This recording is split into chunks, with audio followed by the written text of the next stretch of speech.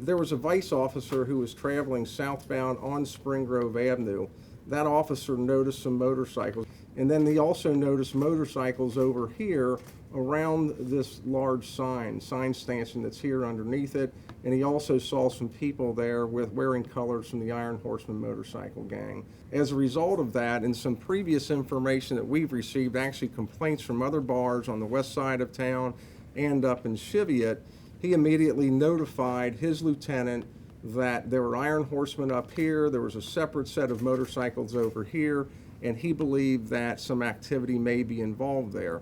What has been reported to us, not only by a couple of bars here in Cincinnati, but also some bars over in Cheviot, Green Township, is that Iron Horsemen reportedly have been going into bars in what we're terming as a takeover. They go into the bar en masse. Once they get inside the bar, they close the door, they position a couple of their members at the bar, and then go through the bar, and they actually are checking each and every person in the bar to see if anyone is associated with the Detroit Highwaymen motorcycle gang.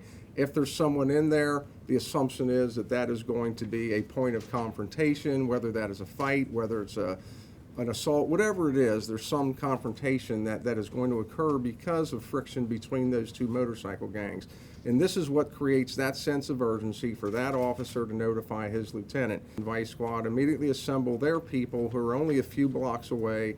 They put together a plan to come up here and go to the bar and ensure the safety of people who are at the bar. This is the primary concern of the officers. And as we begin, the uniform car takes to the lead point of the caravan itself, so that when the caravan arrives at the bar itself, the uniform car is at the lead point in the caravan. And this is the area right here where the Iron Horsemen were seated, or where they were in the beer garden itself. So we have then the Vice Squad officers pulling up in these positions here.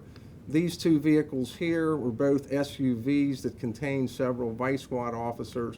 They pull up so that they have a tactical position of advantage. This is the type of vest he's wearing. Clearly says police across the front, clearly has a Cincinnati police patch on it. This is the type of gear that Vice Squad officers were wearing.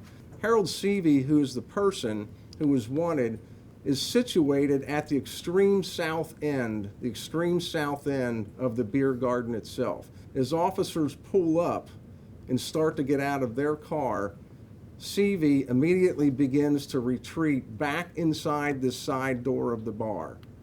As he's retreating back, officers see him reach inside of his coat and extract a pistol. He took it out of the holster. Officers saw that. Officers recognized it. They immediately challenged him to drop the weapon. As you saw here, he retreated back inside the bar. Officers approached from these angles here as best they can, taking positions of cover, using the car, using the sign stanchions, the motorcycles here. When he gets to the doorway, he immediately engages these officers in gunfire. This officer here is struck in the leg. He feels the bullet hit him in the leg. As he feels it, he tries to move to his left. His leg, he says, won't allow him to move to his left, and he collapses on the ground.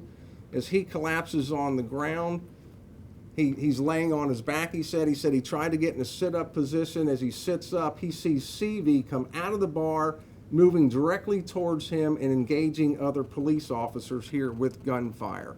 This officer here, as he sits up and sees Seavey engaging other officers, this officer tries as best he can to get up in a seated position. He spreads his legs and his feet, and he takes aim and fires 10 or 11 shots, returning fire, trying to protect the other officers. Even though he's wounded himself, he's still trying to.